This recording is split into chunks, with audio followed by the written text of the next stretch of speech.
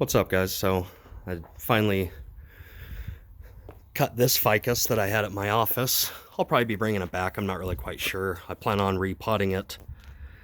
I haven't seen the roots, and I would imagine they're massive. So I really don't know what I'm working with here. Kind of did it in reverse. This was so big, and it was at my office. I bought it from someone on Facebook for like $100, and it was over 8 feet tall. It didn't even fit in my office. I think I have 8-foot or 9-foot ceilings, and it was up against the ceiling bent over, and it was probably, over 8 feet wide too. It was massive. I had to cut it back just to make it a nice large office plant. But I planned on making it a bonsai the entire time. I think the trimmed version of this plant is in an earlier video if you want to check it out. When it was just my 6-foot tall office plant. It was really nice. But the trunk on this is amazing, and I really don't want to pass it up for bonsai material. I've went ahead and made the big cuts, shortened this thing down, let it recover. I'm kind of doing that a little backwards. I haven't seen the roots yet, but it's been at my office and I haven't really had the stuff there or the time there to work on it, so I figured I would bring it home, see what we're dealing with, and hopefully be able to trim the roots back enough to get it in a decent pot.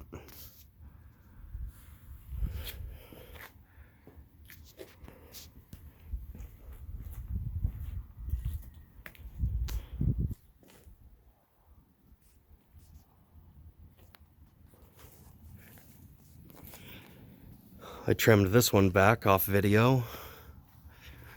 It was just going crazy and the wind kept wanting to take it over because it actually has some pretty decent sized leaves. This is a choke cherry tree. It might be a Canadian red choke cherry.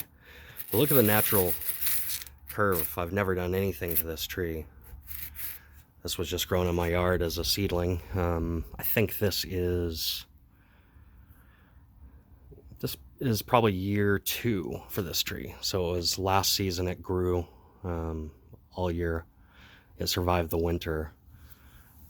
And this year it just took off and thrived. I had about 10 from that batch, and that's the only one that survived. All the other seedlings didn't make it through the winter, so I'll have to probably do something different. There's a main tree, a big one of these that our neighbors have, blows seeds everywhere, so I can add more of these trees every single year if I want. It's kind of nice. And I did cut back my dogwood.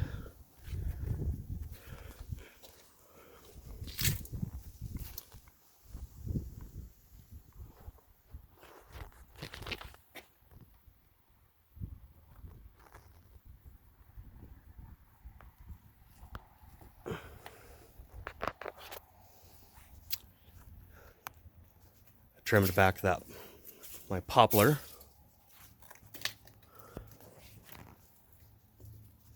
Not really getting a good angle on that for you to see it nice.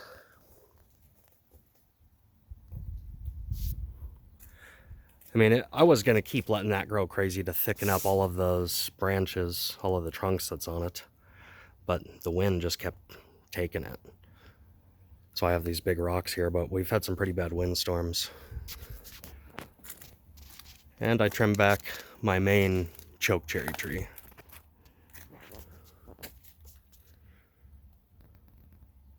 I'd like to get that one in a proper pot. It's a pretty decent tree.